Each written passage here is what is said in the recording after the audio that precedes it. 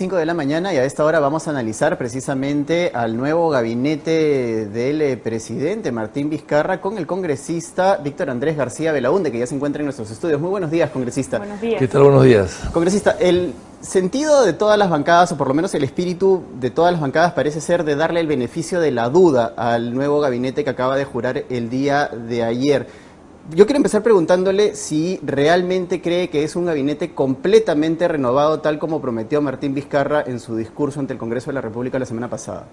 Bueno, yo creo que efectivamente hay un beneficio de la duda, ¿no? Yo creo que hay un consenso dentro del Parlamento, por lo que he podido conversar con algunos sectores, de que basta ya y hay que dejar un poco las críticas, no la oposición, pero sí las críticas, y poder alentar un poco a que el gobierno asuma el poder, cada sector, cada ministro, y que empiecen a trabajar, presenten su plan de gobierno, su plan de acción, que será en los próximos 30 días, y que echen a andar el aparato productivo, que está bastante detenido. Yo creo que eso, me parece que hay un consenso y en buena hora que así sea. Ahora, si el gabinete es totalmente renovado, yo creo que todos son nuevos, ¿no? Todos son nuevos. En el sector, en el ministerio, el primer ministro ha sido ministro antes, sí, pero de otro gobierno, en otra época, y creo que es el único que repite en todo caso, porque el resto son todos nuevos, a muchos desconocidos, muchos NN, que nadie sabe de dónde han salido, pero que espero pues que se desempeñe bien. Será una sorpresa qué cosas nos pueden decir o hacer o conducir su sector a partir de ahora, ¿no? Ahora, si bien hay un consenso a nivel del Congreso, no parece haberlo a nivel de gremios, porque al menos en dos sectores importantes, que son salud y educación, ya han habido pronunciamientos en contra de los ministros Daniel Alfaro y Silvia Peza respectivamente, ¿no? El ministro de Educación está enfrentando la posibilidad de un paro de maestros, y contra la ministra Peza también ha habido un pronunciamiento por parte del gremio de médicos. Bueno, en el caso de educación hay un tema pendiente que no se ha resuelto, que viene de atrás. Por tanto, cualquier persona que aceptaba ese sector sabía pues que tenía una colita. Una papita caliente. Una papa caliente que había que resolver.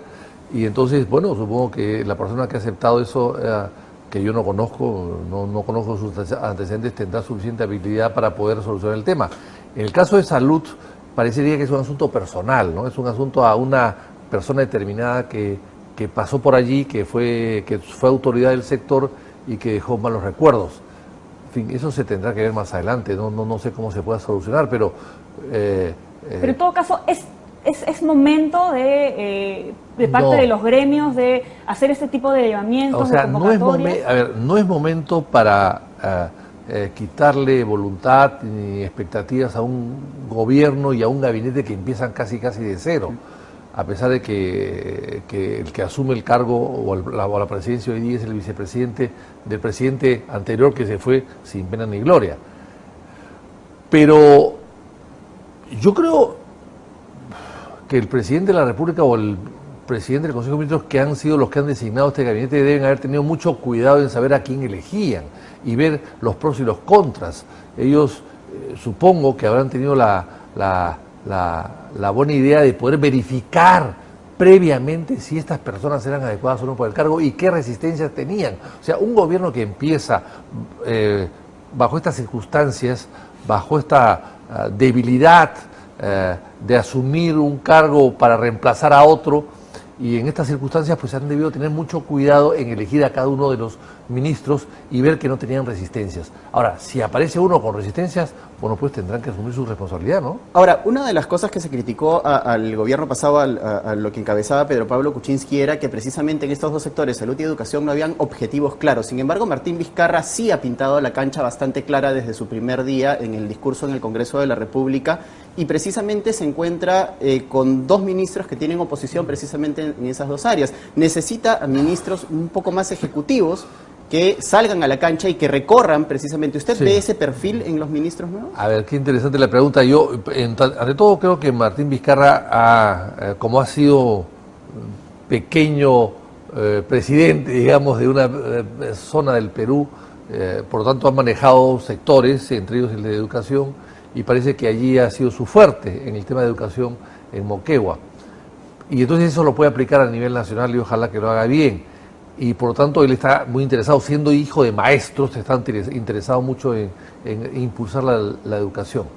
Ahora bien, lo que pasa es que las personas no se sabe si son las más adecuadas, eso se tendrá que ver en la cancha, o sea, a los jugadores los ves en la cancha, cuando empiezan a jugar antes no.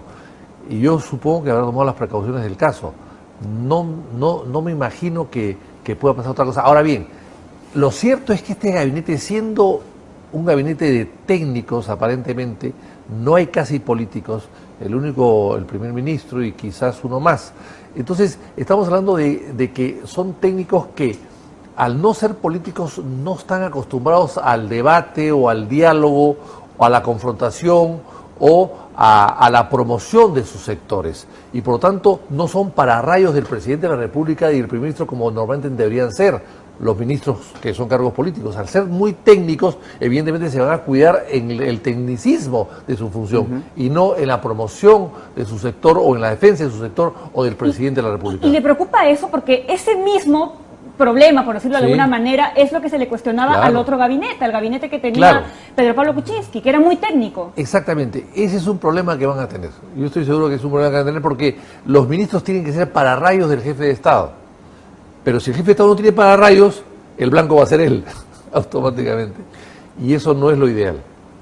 Pero en fin, vamos a ver qué cosa pasa. Bueno, pero ahora, César Villanueva es un presidente del Consejo de Ministros con una mayor muñeca política que los otros presidentes del Consejo de Ministros que han habido.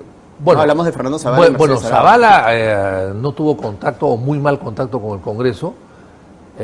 Claro, no era congresista y por lo tanto no tenía una experiencia de esa naturaleza. Era un hombre que venía del sector privado, de una empresa monopólica como es casi la cerveza, entonces ahí no hay mucha discusión, ahí las cosas se deciden y se imponen, ¿no? En el caso de Mecha Arauz, ella sí tenía algo de experiencia en el Congreso, pero no tenía buenas relaciones con las fuerzas mayoritarias, porque había habido una pelea tremendamente grande durante la campaña, con una serie de frases muy fuertes que evidentemente estaban todavía en la memoria de cada uno de ellos. Entonces las relaciones, a pesar que ella intentó hacer buenas relaciones por algunas fuerzas políticas, no fue buena, no logró su objetivo. En el caso de Villanueva es diferente, porque él está dentro hace 18 meses y ha tenido un buen contacto con todos sin ser parte del gobierno. Entonces, parte de una posición mejor para poder establecer esos lazos de comunicación que no tenían los anteriores. Ahora, César Villanueva parece haberse abierto un flanco de batalla bastante complicado al haber mencionado este tema de la ideología de género, y lo pongo entre comillas porque es un tema bastante polémico, incluso antes de haber asumido, haber jurado en el cargo, ¿no? Y es un tema que todavía se está discutiendo en el Poder Judicial porque debe o no incorporarse en la currícula. ¿Se ha abierto o no un flanco peligroso?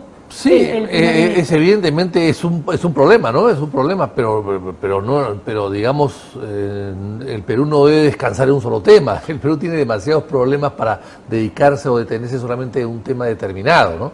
Hay temas de agua, de reconstrucción, de salud, de educación, hay temas muy graves y muy prioritarios en el Perú para podernos detener solamente de un tema que creo que es importante y hay que resolverlo, pero no me parece que sea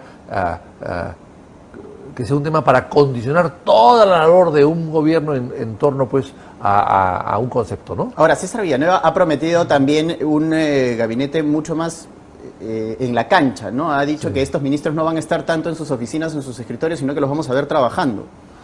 Bueno, me parece muy bien, pero también hay que estar en el escritorio, si no, alguien lo va a ocupar por ti y de repente no es la persona adecuada. Yo creo que los vamos a ver en los próximos meses. El tema es complicado, el Perú está en una situación difícil. Hemos superado o estamos superando una crisis que muchos pensaban que no la íbamos a superar o que no íbamos a llegar a ella y que si llegáramos a ella nos hundíamos. El Perú está dando el ejemplo dentro y fuera del país de que tiene instituciones que funcionan y que el Perú no se detiene. Yo creo que eso es la gran lección del día de hoy. ¿No va a haber problema entonces en el Congreso de darle la confianza a este gabinete? No creo que haya ningún problema. Yo estoy seguro que va a ser casi unánime. Eso no significa que no haya fiscalización después. Tiene que haber fiscalización después.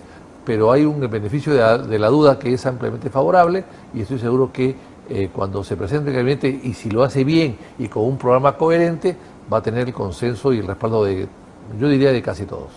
¿Cuáles son los puntos que usted considera que son primordiales que debe atender este gabinete urgentemente? Romper con el gobierno anterior, marcar distancia con el gobierno anterior, a pesar de que es la misma plancha presidencial la que gobierna, sin embargo hay consideraciones y hechos tan importantes que han pasado que hoy día hay que marcar una distancia con el gobierno anterior. Y Vizcarra tiene que deshacerse de todo el entorno amical del señor Kuczynski, que estaba gobernando el país, de todos los lobistas, de todas estas aves de rapiña que estaban tratando de vivir del cuerpo del Estado para gobernar para todos los peruanos. Muchas gracias, congresista. Ha sido el congresista.